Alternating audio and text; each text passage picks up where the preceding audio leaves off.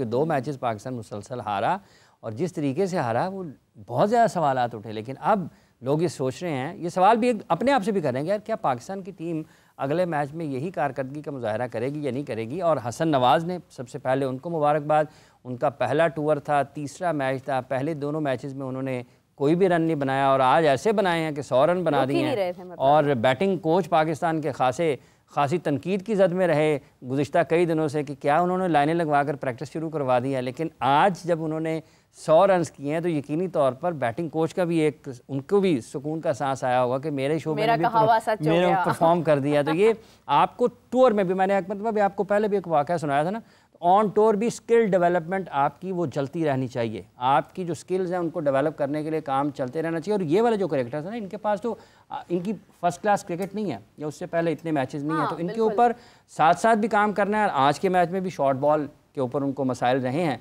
इसके ऊपर भी अब मोहम्मद यूसुफ साहब का इम्तहान है कि आने वाले दिनों में इस पर भी काम करना है ओवरऑल। लेकिन मीरब जो पाकिस्तान की आज टोन सेट किया वो हारिस रऊफ के कैच ने किया। हाय हाय हाय हाय, कोई माने या ना माने, क्या बात है, क्या बात है। लेकिन हाफिज साहब एक और चीज़ है, कल हेड कोच ने हमारे कहा था कि मतलब ये 2 मैचेस के ऊपर आप टेस्ट ना करें, हम एशिया कप की तैयारी कर रहे हैं, तो वो उनकी भी बड़ी लाज रखी है आज टीम ने। मेहरबानी जी, अल्लाह करे कि वो खुद भी एशिया कप तक हो ना। ये बहुत इंपॉर्टेंट चीज़ है। तो बीच में अब हमारे गेस्ट बोल ही पड़े हैं तो फिर अब उनका तारुफ भी करा देते हैं। हमारी one and only Qadir Khwaja, अस्सलाम वालेकुम, कैसे हैं आप? वालेकुम अस्सलाम, शुक्र अल्लाह का, आप सुनाएं? मैं बिल्कुल ठीक हूँ। दूसरी जानिब हमारे साथ मौजूद हैं गज़ाल अहमद, कैसे हैं आप?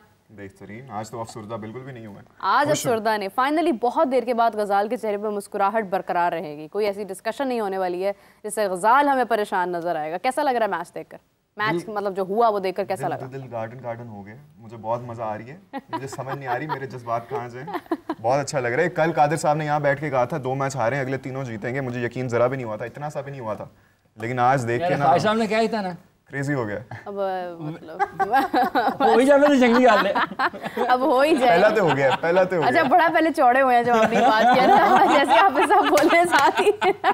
नहीं, पहला मैच जीत गया ना। अल्लाह करे। हाँ। हमारे उन लोगों को एक थोड़ा सा जवाब दिया है जो लोग कहते रहे हैं कि बाबर रिजवान को मिस हाँ जी उनको मिस कर रहे थे। आज कोई भी नहीं मिस कर रहा होगा, I am surely pretty sure. और आप ये देखें कि नहीं मैं आपको बताता हूँ, बताएं।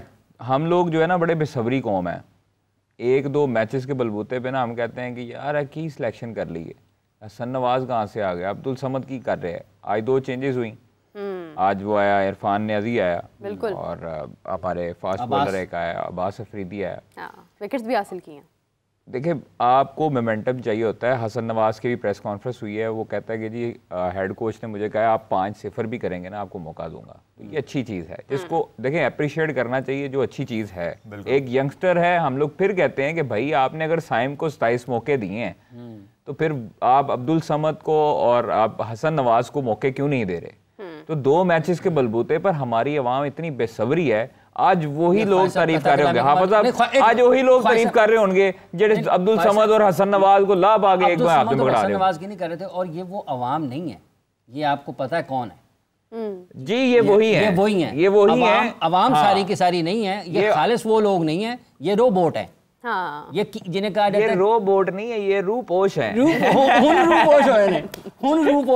Keyboard warriors. सही बात है, सही बात। कीबोर्ड वॉरियर्स, हाँ कीबोर्ड वॉरियर्स ये वो हैं जिनका मकसद सुबह उठना, ताज पहनाना, राती ला देना। नहीं ताज पहनाना, राती ला देना। ताज किसको पहनाया जाता है आपको पता ही है, बादशाह को पहनाया जाता है।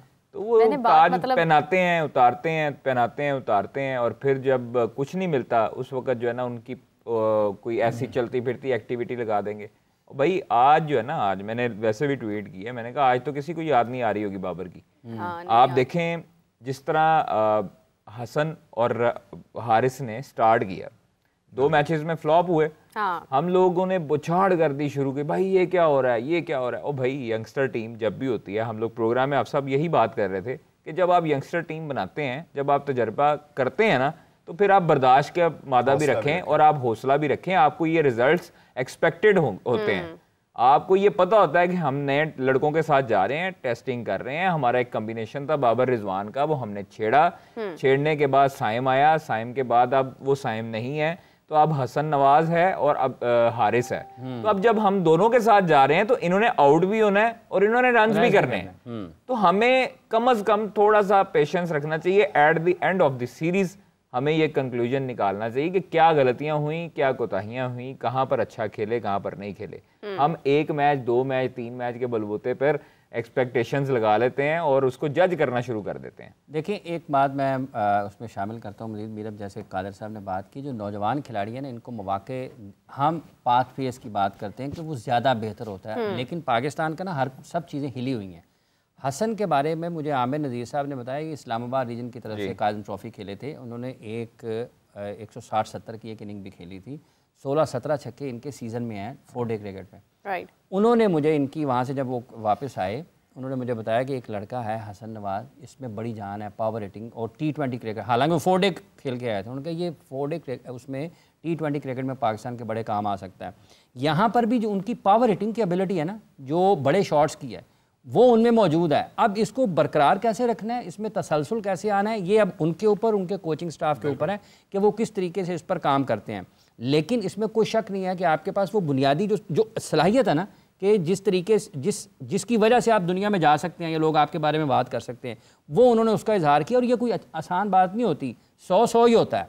और तीसरे ही मैच में 100, 2-0 करने के बाद 100, ठीक है। और आपके पास पीछे कोई क्रिकेट ना, हर तरह का ना दबाव हुआ है, मतलब तीसरा 0 भी हो जाता है। 229 का स्ट्राइक रेट माशाल्लाह, 233 का मेरे ख्याल से। हारिस भी बहुत अच्छा खेले। अच्छा, लेकिन इसमें इसमें जैसे मीरब अभी हम बैटिंग की बात कर रहे हैं, देखें इनिशली ये वो ग्राउंड है, जैसे ख्वाहिश साहब न्यूजीलैंड गेम है मेरा ख्याल कवर करके हमें, यहाँ पर ये हाई स्कोरिंग मैच है, ग्राउंड है, ग्राउंड छोटा। देखें जो आगाज़ किया ना पाकिस्तान ने, शाहीन के पहले ओवर से लें, आप उनकी बॉल देखें और उसके बाद हारिस की गेंदबाजी देखें, और जो हारिस ने कैच पकड़ा, शॉट फाइनल देखें, एक कैच आपकी पूरी की टीम को उठाता है। इसीलिए हम ये कहते हैं, जैसे बाबर की आप बात कर रहे हैं, जॉन्टी रॉड्स अपनी टीम को उठा देते थे, ठीक है। ये जो अभी कैचेस की बात हो रही है उसकी, फिलिप्स की, वो पूरी की पूरी, यार हम ये भी कर सकते हैं, तो फिर आपकी टीम खड़ी हो जाती है। तो वो जो बॉलिंग थी पाकिस्तान की, उसने बड़ा इंपैक्ट क्रिएट किया, ठीक है। फिर 2 बॉल ऊपर तले जो 2 विकेटें ली हैं बरार ने, हालांकि उन्होंने बड़ी खराब बॉलिंग की उसके अलावा, लेकिन उन 2 विकेटों ने पाकिस्तान हारिस ने तो बहुत अच्छी बॉलिंग की। मैं ये कहता हूँ, जैसे आप बाबर की बात कर रहे हैं, देखें मीरब, इनकी पाकिस्तान के लिए 7-7, 8-7 साल की क्रिकेट है इंटरनेशनल, ये पाकिस्तान के इलीट हैं, क्रिकेट की इलीट हैं सारे, ठीक है। ये बाबर हैं, रिजवान हैं, शाहीन हैं, हारिस हैं, नसीम हैं, यार ये बरसों के बाद बनते हैं प्लेयर्स, ये इलीट हैं, इनको डिलीट मत करें, इनको प्रॉपरली ट्रीट करें, इनको ट्रीट करें, इनकी सलाहियतों से और तजर्बे से फ़ायदा उठाएं। ये लोग कहते हैं जी शाहीन को निकाल दो, हारिस को निकाल दो, उसको निकाल दो, टीम नहीं बनती ऐसे नहीं बनती, कंसिस्टेंसी के साथ बनती है। आपको हाँ, एक जो चीज़ देखने वाली है वो क्या होती है कि क्या आपकी ग्रोथ हो रही है, आपकी कारकर्दगी जमूद का शिकार तो नहीं है। रिजवान बाबर के साथ क्या हुआ है, जमूद का शिकार हुई है कारकर्दगी। अगर विराट कोहली अपने स्ट्राइक रेट को बेहतर कर सकता है तो बाबर और रिजवान क्यों नहीं कर सकते हैं। हाफिज साहब, इसी के जवाब आपसे मतलब मजीद कंटिन्यू करते हैं। एक सवाल आया हमारे पास। सलाम वालेकुम जी, कौन बात करें, कहाँ से बात करें? अस्सलाम वालेकुम, मैं तसव्वुर अब्बास बात कर रहा हूँ चकवाल से। जी जी फरमाइए।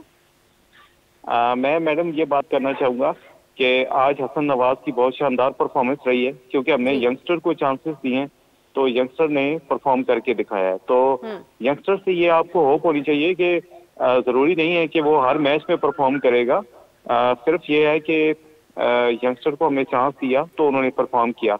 मेरी सिर्फ आपके चैनल की तवज्जो से एक रिक्वेस्ट है पीसीबी से कि जो भी टीम आपने सेलेक्ट करनी है वो प्लीज खुदा रहा वो मेरिट पे आप सेलेक्ट करें, ना कि आप कोई सिफारशी लड़के लेके आए।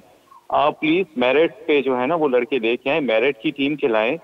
पाकिस्तान में बहुत टैलेंट है, तो यही लड़के आपको परफॉर्म करके देंगे। अब जैसे शहीन शाह अफरीदी की परफॉर्मेंस नहीं चल रही तो हमें चाहिए कि उसकी जगह पे कोई मुतबादल हमारे पास प्लेयर ऐसा होना चाहिए जो मेरिट पे हो। ठीक है, बिल्कुल ठीक है, बहुत शुक्रिया आपका। शाहीन ने अलबत्ता आज परफॉर्म किया, लेकिन बिल्कुल बात ठीक है कि इसका मतलब ये नहीं है कि हम उन्हीं को मतलब हम समझे कि यही हमारा टोटल एक पूल है। हमारे पास और भी लोग हमें तैयार करने चाहिए। अगर एक प्लेयर परफॉर्म कर रहा है बहुत अच्छी बात है, लेकिन हमारे पास पीछे और भी लोग होने चाहिए जो उसी को सीखते हुए या अपनी सलाहियत को आगे रखते हुए परफॉर्म करें।